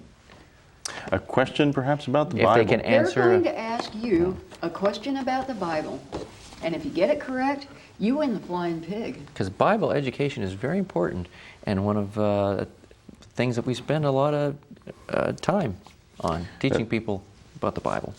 Okay. Right, the flying pig is sort of a symbol of skepticism of sorts, or it's become that. And so we got a few flying pigs in, and we would just love to have somebody here in Fayetteville have that buzzing around their bedroom. That's right. So call us up. You can win a flying pig, and you can win $1,000. The Just flying call us pig. up. A lot of people claim to have psychic ability. Do you? Call us up and find out. Test your powers. Well, you know, there are psychics or alleged psychics who will charge you, I don't know, what is it, $3.99 a minute or more. And so presumably, if all you want is a word, a single word, you could call up, spend the $3.99, ask them what's the word in the envelope, and if they're psychic, they ought to know. And then you call up over here and you get $1,000 minus the $3.99 you spent. I'd say you're still $97 or $96.01 ahead. Yeah, and $996. Oh, I'm sorry. and There we're we go. more fun to Yeah. talk to. He does the math. Don't call the psychics. Call us. Well, the pig is and the a pig, symbol. You could win a flying pig. It's an open book test too. You can whip out your Bible. Yeah, you can whip out a Bible. Feel free to do it. Call us now. Especially if you're in a hotel room at this moment. That's right, because They there have will one be in a the Bible drawer. there. Yeah. That's right. All right. It hasn't been nicked. So what This- do you think about that anyway? The Gideons, the hotel Bibles, like it? Well, No, I would say that if a large organization wanted to spend some resources to comfort people and so forth, they might have some other things rather than to give people an exceedingly complex and contradictory book, because someone might be feeling depressed and open up the book to 1 Samuel 15, go slay all the Amalekites, slay every man, woman, child, infant, cattle, camels, donkeys, sheep, and everything that breathes. Yeah, and think, wow, that's not all that uplifting. it's not very nice for the Amalekites. Right. And if there's any around, it's not safe. That's Yes. right. What if you're an Amalekite in the hotel room? Doesn't the Bible say they got wiped out? Yeah, They and got then- wiped out multiple times. Yeah, So they were completely. utterly destroyed, and then the next chapter they're back. Yeah. They were very resilient, those Amalekites. All right. And again, we're just going to keep talking, and we're just having this little conversation here. But remember, it is live. You can call in. You can call it at 444-3434. That number right there. And also- yes, try to guess the word in the envelope. You know, it might be a good time here to mention one of the more famous persons who lacked faith in God, somebody who was in the news not that long ago, someone, in fact, who was a close friend of Princess Di, and some of you may know, here I'm talking about probably the most famous woman who is now renowned for lacking faith, and here I'm talking about Mother Teresa. Yes, that's right. Mother Teresa said that she did not have faith, and in fact, for as long as, close to half a century, she lost her faith in 1948. And she started keeping some notes, or she started writing letters to spiritual advisors, and she said in 1948, "Where is my faith? Even deep down, right in there is nothing but emptiness and darkness. My God, how painful is this unknown pain. I have no faith." Wait a minute, let's read that again. Mother Teresa says, "I have no faith. I dare not utter the words and thoughts that crowd in my heart and make me suffer untold agony." And so she... Did Go she, ahead. before that, didn't she have writings where she said she did and then something happened and she lost it? Well, not a particular precipitating event, but yes, she certainly did have faith when she entered the order and became a nun. But then she started working there in India, and she lost her faith. And with the exception of, I think, a few weeks, some decades later, she did not have faith for the rest of her life.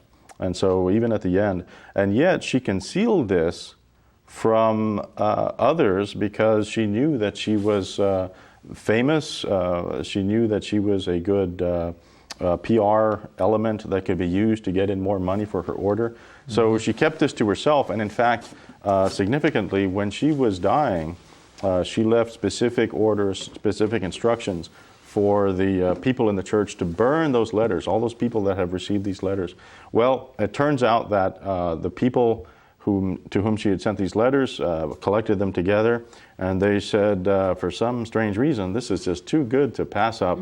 And so they published those letters in a book, and they even submitted those as evidence for her path to sainthood, for her canonization as a saint.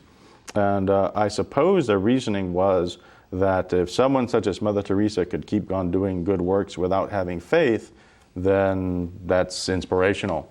But Well, it brings, you do that every day. Yes, absolutely. However, there is the question of the pain that this caused her.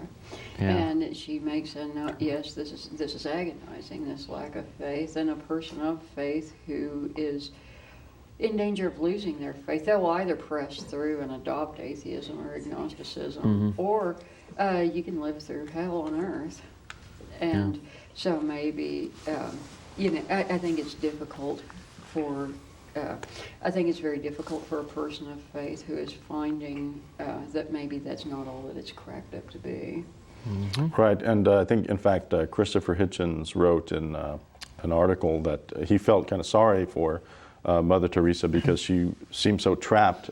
She couldn't come out as an atheist. In fact, she had a nickname for Jesus. She called him the absent one, right? Because she couldn't feel God's presence. She could feel nothing but darkness. And she wrote that if she did become a saint, now this is her own words, she said if she did become a saint, she should be the saint of darkness because that's what she feels inside. Wow. I remember you giving a presentation about this at one of our Freethinker meetings, which, by the way, we have every Saturday at the Fayetteville Public Library, 2 o'clock on the last Saturday of the month. Right, the last Saturday of every month. Of every month, except April, actually, this month, because we're going to be at Springfest. But you can come see these people live. Yeah, and we have like 40 people at our meetings now. It's like a good-sized group. It's getting popular. You had some powerful quotes from her where it almost, were you saying that she didn't believe in God? Are some of her quotes that strong? Yes, she's basically hinting or stating in some of her remarks in some of her letters that it was quite clear she did not have faith, she didn't have belief. She gave up prayer. And this is a woman who was renowned for being pious. She didn't pray at all. She said she couldn't bring herself to do it because she just couldn't feel God's presence in the universe. And for her, basically the universe was a secular universe. And so she felt pain at this, but I think that the pain was that she would have loved to have come out as an atheist, but it just wasn't the sort of thing that was acceptable at that time. Fortunately, things have changed, so I would like to think that poor Mother Teresa could have just, renounced it all and just come out and said, come to the folks, Freethinker. that's up. What would that have done to her charity work? Well, she had already collected many millions for her charities. I mean, she had huge amounts of money. And her charity work was interesting. Rather than build hospitals for helping the sick, she built hospices for helping the sick die. And one might wonder if there might be a better use for that particular Okay, we money. have a call. Let's try it out. Hi, you're live on the air. Yes, are we still doing the psychic word? We are. Okay, I'm going to guess caterpillar. Caterpillar. is Let's the see if guess. there's a caterpillar in the envelope. Now she's going to open the envelope live on TV. If that is the word, you've just won $1,000. Have we got a caterpillar? Here we go.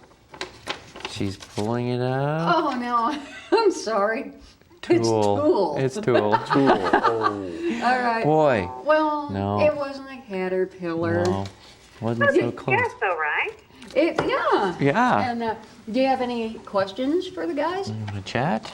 Well, yeah, I Or would you like to try for the flying pig? We have a bonus big prize over of a flying pig. If you don't win the big, grand, right? you can go for the flying pig.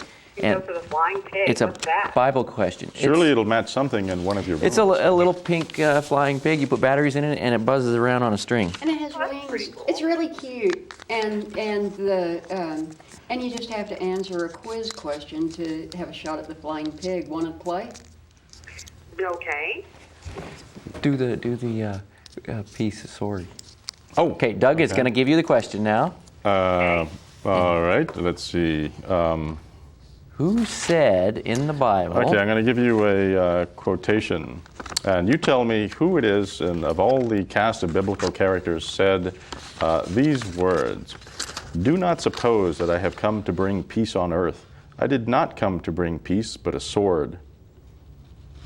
Wow. Yeah. Did not come to bring peace, but a sword. Okay. You can take a wild guess or a educated guess, whatever kind of guess you want. Guesses only cost $10. Moses. What's osmosis? Is that what you? Moses. No, we've already Moses. I'm sorry. Moses. We've already had osmosis guesses. Someone guessed osmosis earlier, but no, it is not Moses. No. Should we give her another shot? Although Moses was an interesting man, but no. So let her guess should we give another her one. another guess? Yes. You know what? Is this New Testament or Old Testament? Yeah. Shall we go give her a clue? Let's tell you that it's the new. New. Well, then I guess we'd have to guess Jesus. Good heavens, Yes. we have a winner. Oh, there You win you the go. flying Yes, that's pig. right. You just won the flying It was pig. the Prince of Peace. Yep. Okay. That's right. Very good. We'll have to get your information so that we can get this groovy flying pig to you. And I'm not right. sure exactly how we're going to Oh, do well, we that. had an idea. Okay. If you would like to pick up your flying pig, you can come in person to the Spring Fest and come to our booth and just identify yourself as the person who won the pig, and we'll Right. give it Give to us you. the Okay, code Will you be at the Springfest? Freethinkers group will be at Springfest. Yes. Yes, that's they right. have a booth every year at on Springfest. Dixon Street. And On we'll- Dixon Street. Is that during the day or at night? it'll It's during start the day. at 9 and go till at least 5 or 6 all day long. And we'll probably have a goat there too, but you don't get the goat, you just get the flying pig. A goat? They have Yes. a goat. We have a mascot. Explain the goat. Well, the goat is our little mascot that teaches people about atonement theory. Right, And, it's a scapegoat. It's a genuine grass-chewing, cud-spitting goat. Here's our little tract. How many sins can a scapegoat hold? And so we'll probably bring, let's see, I got 8 goats. I don't know, a small one. Oh, I think you only need one goat for this. Oh yeah, we're only bringing one goat. So look Anyways. for the guys with the goat. Yeah. And the Springfest is on the 26th, Saturday the 26th of this month. And we'll be, Give her your email so in case she doesn't make it that she can still collect the flying pig. right, you can email us at fayfreethinkers@yahoo.com and get us your information. And leave that up on the screen for a moment so that she can take it down. Yeah. Okay, When are the Freethinker meetings? the meetings are... We meet on the last Saturday of every month from 2 o'clock to 4:30. 30-ish. And at the Fayetteville Public Library, usually in the large meeting room they have on the right-hand side as you enter the main entrance. Yep. Thanks so much for calling and congratulations on your new acquisition of a flying pig. Well, thank Right. you very much. It's been a pleasure talking with Thank you. Good Okay. night. Wow. Well, And how a about winner. that? We had a winner on the flying pig. And we should add that everyone is welcome to come to the Fayetteville Freethinker meetings. We love having new faces there, and in fact, at our last meeting, we had most recent meeting, we had a number of new people, and we had quite a crowd there. We had quite a 42. crowd. Yes. We do presentations on a wide variety of subjects. We've done presentations on everything from Bible education to UFOs to Bigfoot, and We have Let's take another, another call. maybe another winner. Oh, Hi, you're live on the air. Hi. Hello. Yeah, I had a question for the guys. Okay. You guys seem to be leaning a lot more towards atheism than agnosticism, and I was wondering what your reasons were for that. well, for myself, up until maybe 6 or 7 years ago, I considered myself an agnostic and not an atheist. For some reason, it was too, I don't know, like I couldn't put my foot down and say that there weren't any gods. And I'm still open to the evidence for it. So I'm an atheist that says I'm not convinced of the existence of any of the gods that I've heard of, and I've heard of a lot of them, several hundred at least. So Doesn't atheism take a stronger view, though, really, that there is no God? Not necessarily. And maybe Doug, since he teaches this, he could explain the difference between strong atheism and sometimes as it's used as weak atheism. Because, I'll do it a bit. Well, I thought we called weak atheism agnostic. No, well, I mean, you know how people use words, but if you break down the word atheist to its core, what is there? The A comes from the Greek meaning not. And theist, of course, is the belief in a personal God. So I do not believe in a personal God. I'm not a theist, therefore I kind of default into being an atheist. Agnostic often is a little more wishy-washy than I want to be at this point, in that it says we don't know, maybe we can never know. I'm not agnostic towards, werewolves and mystical creatures and other things, so I wonder, why should I be agnostic about gods, which I consider to fall in that same category? In fact, we might ask our caller, do you consider yourself agnostic about leprechauns and werewolves and vampires? Probably not to the degree of other things I would be agnostic about. Okay. That might fall under the wishy-washy category Daryl mentioned, right? I think there are certain things or some types of things that people would have little hesitation in saying those things don't exist. Unicorns, leprechauns, hippogriffs, things like that. But of course, that doesn't mean that you're not open to evidence that might change your mind.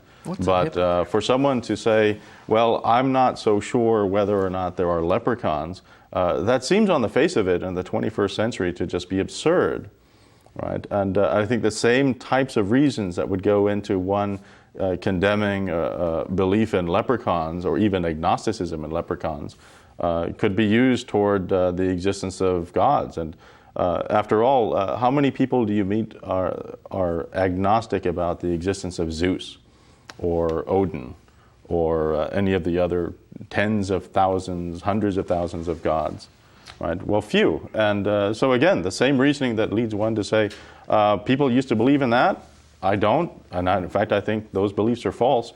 That seems a perfectly rational way to proceed in so many other different categories with so many other gods. Basically what the atheist is doing is simply applying that same reasoning to that one last god that is popular in our particular culture. Well, so it sounds like you're more towards the weak atheist in that you don't rule out the possibility of something. Well, personally, I go with a strong atheism, and which is not to say that I necessarily rule out the existence of a supernatural being that might be called a god, but I think there are some types of definitions of God that one can rule out as being logically contradictory. So, for example, if one defines God in a certain way and says, well, God is omnipresent, God is transcendent, omnipresent, being present everywhere, transcendent, not being present everywhere, but specifically outside of space and time. A being defined like that has contradictory attributes and cannot exist. So some definitions of God you can rule out and say, well, that's like saying there's a four-sided triangle. There can't be any such thing by definition. So on some views, you can be a very strong atheist. And I think the argument from which says that if you're going to make a strong claim and you can't back it up, you can't provide evidence, then I'm justified in saying that that's false, like the leprechauns, vampires, and so on. I think that works with gods. Now, Doug's arguing for atheism and strong atheism, but there's a lot of freethinkers that are agnostics. So, Well, I think that the attractiveness, the unattractiveness, then let's say, of a strong religion is the air of certainty that it carries. Yeah. And I think that some of that carries over to the other extreme when there's a certain air of certainty. Yeah. And it's hard to square those. I might change the subject. I think earlier Doug said that he had a particular moral view, and how can he justify whatever his particular one is on any grounds that are superior to any others? Right. Let's go ahead and deal with that question. We'll open Okay. up the line for another caller, but yes, we will go ahead and discuss that, but we do need to let some other callers in. Yeah. But thank you so much for calling in. We're going to talk Did you want to about guess for the word? Did I change the word yet? If caller, if you're still there, would you like... Protractor. Protractor. Okay, Protractor. let's see. Ah, Okay. Protractor. She's going to open the Yeah. envelope, and he could be $1,000 richer right that's now. his angle. He'd Huh? be one happy agnostic. It's, I'm sorry, it's loaded. Loaded. Oh. It's loaded. Well, it is Friday night, so I thought it's I'd put that Friday one in night, there. so we There had we to go, have this word in there. Well, thanks Okay. so much for playing, and thanks for calling. Thanks for calling. Okay, well, on the question of how do you justify a particular view of ethics as superior to others, well, I wouldn't say that one particular view is, well, it's not entirely clear how one would say one is superior to another. Yeah, that's kind of the problem with ethical systems, isn't it? But I think, on the other hand, there's a misconception about ethics that somehow they're supposed to be self-evident, or that they're supposed to be something that if you everybody should agree to, and so on. I see moral systems such as utilitarianism, or the categorical imperative, or Rawls' theory of justice, and so on, more as tools that people can use to give themselves guidance as to how they should conduct themselves.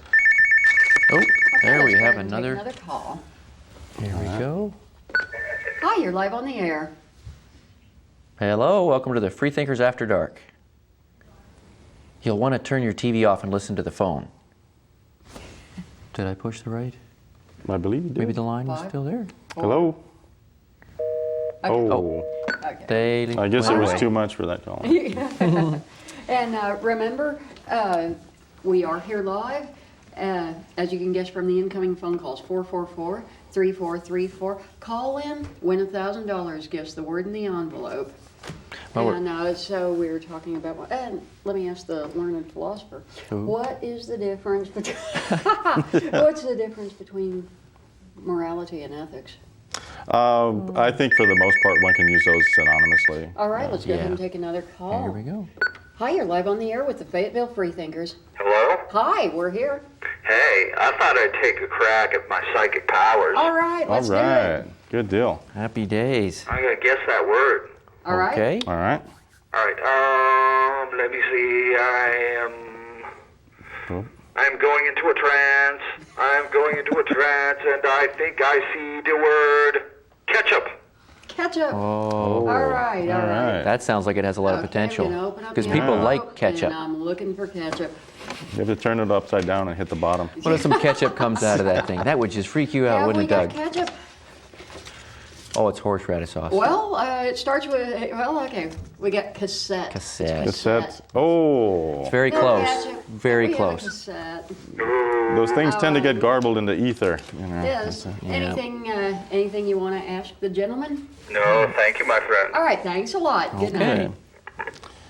Okay, you two can call in and take a stab at the magic word that's Magic in the word. envelope. Now, if people call more than once, we let them take another try. Yeah. If Well, till we somebody run out of wants to words, we call got 10 back- tonight. Ah, Oh, you're running out. You can write stuff down on I suppose I could. Yes, That's you could. right. And so, flood us with calls. Go ahead and try to guess the word. We'll make more. we just love talking We'll make about. more. We're like we love Doritos. talking about the word. All right.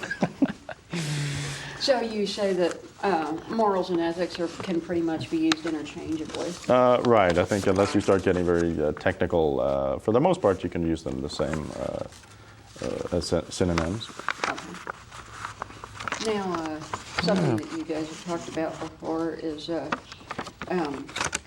because I've posed the question before to you, if people believe whatever they want to believe, what's the harm in it?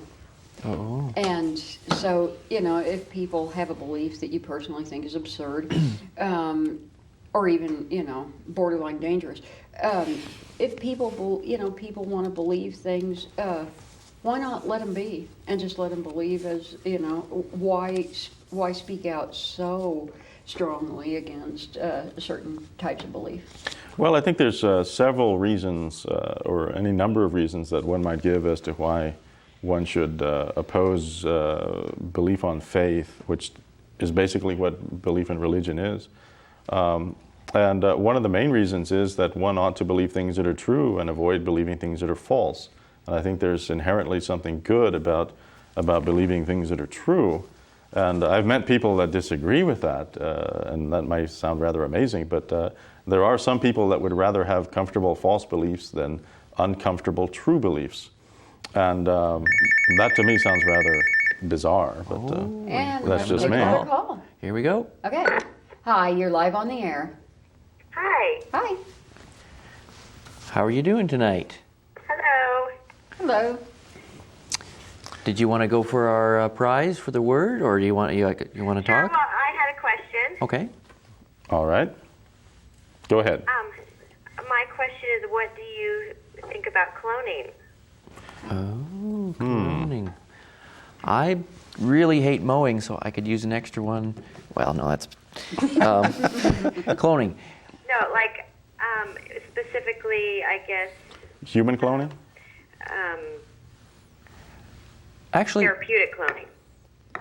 Therapeutic right. cloning. Actually, that's on our okay. on our little track. Actually, I think you would get a range of opinions on that from secular, atheist, agnostic people. Personally, I tend to be towards very much on the. I'm for it. I think it helps science. I think it helps with diseases. I don't consider a tiny little speck, an embryo, in any way having the rights of personhood. In fact, we do have a tract about that, about the Bible. There's a lot of misconception that somehow the Bible is against abortion or thinks that the fetus it was considered a person, and that's just completely wrong. So, my personal opinion, clone away. Well, Daryl, what is therapeutic cloning specifically? Well, I believe that's when they're raising and harvesting embryos or stem cells from them Specifically for organs. to use for organs and growing skin and Research. and for spinal cord injuries, that sort of thing. Oh, well, it seems to me that if one has an organ, like if someone grows a liver, that liver doesn't have any particular rights. Right, but the moral question comes up with the embryos. You know, when you have a fertilized egg, religious people often believe that that is a person, full Or rights. some people have the somewhat futuristic scenario, but we come closer to it daily, Yeah. of actually growing legions of people Yeah. that will be used for research. We can do research on these human guinea pigs. Well, that I would definitely be against. I would Yeah, say. there's some horror show scenarios down the road, but we're not. I don't But then think again, we're you anywhere could near that. raise regular people that you would use for that same purpose now. I mean, cloning is just a different way of getting basically to the same end. Yeah, and actually, a twin is is a clone. It's just Right. it's done by a natural process. So, you know, what do you think of cloning? Your Well, position? I'm for therapeutic cloning, but I just know some people are, when they hear the word cloning, it freaks them out. And I just, you know, I just recently watched the Barbara Walters special on how to live to 150 and how that, yeah, they can now build a new lung or a heart or a, you know, pretty much any body part that you need once it goes out. But what if humankind takes it too far? That's true. There's going to be some lines that are going to be pretty. Some of them will be pretty scary, and so it's a real subjective decision. But I think we need to come to our decision on that based upon, you know, compassion and human decency, things like that. Whereas sometimes the people that are on the other side of that are still appealing to the holy book and saying, you know, that an embryo should be allowed to vote and, you know, full rights. Right, and based upon that's the religion. problem with trying to use a book that doesn't deal at all with these types of issues. No. It doesn't even recognize the fetus as a person, and yet people try to read into ancient manuscripts or ancient books things that have no relevance to the Bronze Age ethics. Okay, and we can continue discussing this, but we're going to go ahead and open up the line to another caller. But thanks so much for calling in. Did you want to guess the word and win $1,000? Sure. Okay, what is it? We have a $1,000 prize if you can guess the word. I'm going to guess the word Canada. Canada. Canada. Oh, there we go. She's going to open the envelope. Are you watching on your TV with excitement? I'm watching. All right. Oh, Canada. What is the word? Oh, well, it's not quite Canada. It's compact. Compact. Oh, That's right. very But close. thanks so much for trying. Okay. Thanks for calling. Thank you. Bye-bye. Okay, we have got under 15 minutes left. We're coming up nearly at 10 minutes left on the show. So if you want to call, do it now, just like this person did. Get Good in deal. quick. Here we go. Hi, you're live on the air. Hi. Hi, how's it going? Going pretty good. All right. So What's I on your want to mind? find out with the dudes in the middle, when is the next D&D game going? D&D. Like, I roll a mean paladin, man. I have 11 spells. I rolled a great tank, man. We could talk about the universe and play paladin. All right. Wow. I don't think these guys are gamers. No. Now that, No. what's his name, Gary Gyjax is Yeah, dead, yeah. I just can't get my ranger going anymore. Anything else on your mind? I take Oh, that. there we go. I Thanks take for- Must be a no. Thanks for calling. Our numbers. Thank you. All right. We It's, rolled something under 10 this time. 444-3434. Call us up live, but you better do it quick. We've got about 11 minutes left, and so if you want to call and win $1,000 by guessing the word, you'll want to do that really soon. We've already had a winner tonight. She didn't. We have had a winner tonight, not on the word, but somebody won this uber cute flying pig. So Very skeptical. There's prizes. There's prizes that can be had. So call us up, and we've been sitting here talking for 2 hours. And if you've heard anything you want to make any comment on, call us up. Do it now. Do it quick. Sure. That flying pig, by the way, is based on kind of James Randi's organization. That's his mascot is the flying pig, a skeptical group. But I was going to mention, too, some of our tracks we've been talking about, and they're all available for free on the internet. You can go onto our website, fayettevillefreethinkers.com, and look on our tracks section. And we were just talking about, does the Bible consider a fetus a person? And we go through and show and give 10 examples from the Bible showing that the Bible does not consider the fetus a person, and the idea that the Bible's in any way pro-life is not even close. It's way off the mark. Okay. So, and also, we have a forum too, where in the last year we've had, it's 2 years. Is it 2 years now we've had our forum? Yeah, I think it's 2 years. 2 years we've had 10,000 posts. So you can go on there, you can post pictures and have a little avatar. Those are fascinating. There's some really interesting discussions there. A lot of politics. Lurker, and so there's all kinds of stuff there, and it's just fascinating the things that people post. You find things you agree with, things you disagree with, but it's always an entertaining read. And so you can catch that on their website. But if you want to catch them now, call that number right down there, 444-3434. We're coming up near the end of our time, so you want to call in quick. The Call end us is up and near. say hi. Guess the word. Doug, show us some of the bumper stickers we got at our booth. Oh, we've got a number of bumper stickers that if you come to our booth, you can get and put on your car. Or your fridge. Or perhaps better yet, you can put on an enemy's car. No, we're just kidding. Put just on kidding. your local We've got car. things like Darwin loves you. That's nice. always a good one. That's lovely. Right. We've got things like, let's see, I'm for the separation of church and hate. Okay. Gosh, it sure Very seems like a popular. lot of churches are preaching not loving your neighbor. We have sold hundreds and hundreds of these bumper stickers in the local community. Ordained women or stop dressing like them, right? That sort of thing. And we can. We've got all kinds that we have, and we have more on the way. In fact, I think we'll be stocking up on even some. Born okay the first time, suggesting maybe you don't need to be born again, right? That sort of thing. We've got faith is Twain. believing what you know ain't so. Right? It comes from Mark Twain. We've got nothing fails like prayer is an interesting one. You could try that one out tonight on the Word. That's right. Well, there are prayer studies done every few years, and consistently when scientifically tested, and not just left up to someone's subjective opinion, but when you test for prayer to see whether it helps people get better and so on, it just doesn't pass muster. It fails just every doesn't work. time. Fails every time. No Yes. test has been, and there have been scores of prayer studies. Beware of dogma is another one. That's an interesting one.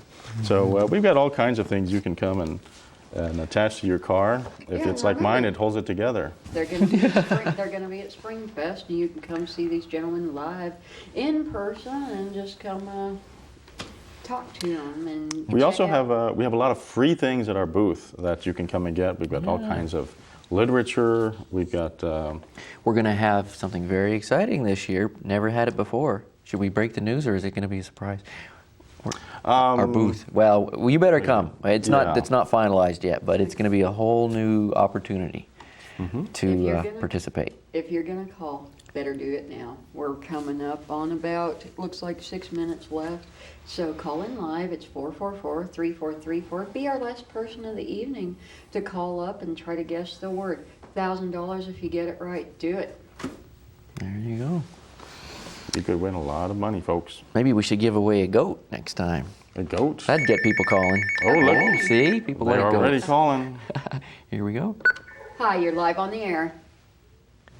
Hello. Hi. Hello, yes. I'm enjoying y'all's program very much. Thank you. To be a free thinker, for us to be free thinkers, we must always, in all the issues that we're thinking of, and golly, there's many, we must always try to prove ourselves wrong in your opinions and in your literature and the promos you were just showing, et cetera, et cetera. We must always, in searching for the truth, we must always go to the arena of the people that we disagree with, the Bill O'Reillys, et cetera, et cetera. Sure. Listen to what they have to say in their extremists. We must always get immersed in that and try to prove yourself wrong to be a free thinker. Yeah. We tend to get too locked up in our points we are trying to make, as you all are making your points, and we all know on the other end of the spectrum there are strong points that they're all disagreeing with. We need to the middle ground is where we're going to we have to find middle ground, agreement ground. I want to be on the ground. Of the spectrum, not too far left, not too far right. I'm rambling on. I'm sorry, but I appreciate your time. Sure. Did you want to try for the prize or anything? Is the word cat? Well, that's your guess? Yes. Okay, he's guessing the word cat. She's checking the envelope. Oh, it's not cat. Oh, It's inch. inch. Inch. There you go. Thanks so much for Good calling try, in. though. Thank you. Thank you. All right. Bye-bye. Bye-bye. No, Thank he's God. right. The bit about interaction with ideas that you disagree with, he's basically summarizing kind of the scientific position. You know, somebody puts a theory out there and everybody else tries to prove it false. You can try to do it yourself. If it stands up to that examination, then you know you've got something good. And I don't know that it's necessarily a middle ground that you're done with in the end. You know, Right. you might. And that's why with our forum we try to have, you know, it's totally open. People can post things, and you know we've had a lot of things on global warming or something. We try to get people to post intelligent things about that. We get a lot of rants. Well, I think it seems. it's important to know, to take a good look at a site that one disagrees with. In For fact, atheists to look at atheism if and you- consider it objectively, and vice versa. Yeah. If you go to our website, FayeFreethinkers.com, right at the heading we have a Bible verse, and That's I'm really true. proud of it. It's a Yes. it's a doozy, and it says, "Test all things, hold fast what is fine." Yes. And there you go. That's our slogan, I suppose, and it kind of sums up what the fellow said. Right? The beliefs you need to attack the hardest are your own. Yeah. Excellent. We'll believe anything that's true. All right. And we've just got a few minutes left. And if you guess this word, I will believe that I will be out $1,000. Yeah. Okay. There we go. Your last chance, because we're about to go off the air. But if anybody calls us up live at 444 3/4. 3434, you might want to post that number. Yeah, the number will come up. It is also presently. April 11th. Now, if this show is taped, then later on they won't be able to. Huh? Yeah, so this is your last chance of the evening For to live. call up and guess the word. And we're about to go off the air, so you're going to do it now. Run, pick up the phone, do it, try to win $1,000. She sounds like a pledge drive. I've done that before. She's slipping into pledge drive There you mode. I'm go. also an ex-DJ. I've had Oh, okay. As Donna Summer said, last chance. It's the last chance. All right, anything, if nobody calls between now and our departure, any closing notes that you want to... Aha! Well, Ooh, there we we go. have another caller. Hi, you're live on the air. Hello. Hello? Hi, we're here. Go ahead, caller. Yes. I'd like to guess word. Okay, do it. Okay. Burrito? What was it? Burrito? Is that burrito? Yes. Okay. Oh, okay. All right. Okay, Moment. here we go. All She's going to right. pull the word out. Ooh, the word is rent. rent. Oh, I'm so sorry. Oh, that was a good try. good try. Oh, imagine how excited they would be if they had won. Whoa, there we go. All right, and that was our last call of the night. I don't think we can take any more. Okay. Well, We've I would got just. about, I'm saying, about a minute left. Okay, let me just say, encourage people to come to a Free Thinker meeting sometime. We meet every last Saturday of the month, except for this month, April, but all year round, the last Saturday of the month at the Fayetteville Library at 2 o'clock. And the meeting goes for a couple hours, and we have interesting presentations by different people. And I think you'd enjoy it. Come by and give it a try. And I should point out here that we've talked a lot tonight about atheism. I am not myself an atheist, but I go to these meetings, always have a blast. It's open to everybody. Anybody of any persuasion can come to these, and you always walk away learning something. Yeah. And it's fun. Sure. So, all right, what do we have? 30 seconds? 1 minute? 1 minute. Hey, we should mention that one of the presentations that we gave at our Free Thinker meeting was about abstinence education. That's and right. we came in and did that similar sort of show on the CAT, and you won an award for this, right? Yes, it was in the last CAT TV Awards. That was the Best Informational Show of 2008, the show that you and Dr. Scott Spear appeared on. And so thanks Yes. so much for your help with that. Sure. And we're heading out. But thanks to everybody who called in with commentary, and thanks for trying to guess the word. And too bad that that didn't work out for anybody tonight. But we gave away a flying pig, and you know what? We're going to do this again. Yes. So keep watching the CAT. You'll see us again. Good night, everybody. Bye-bye.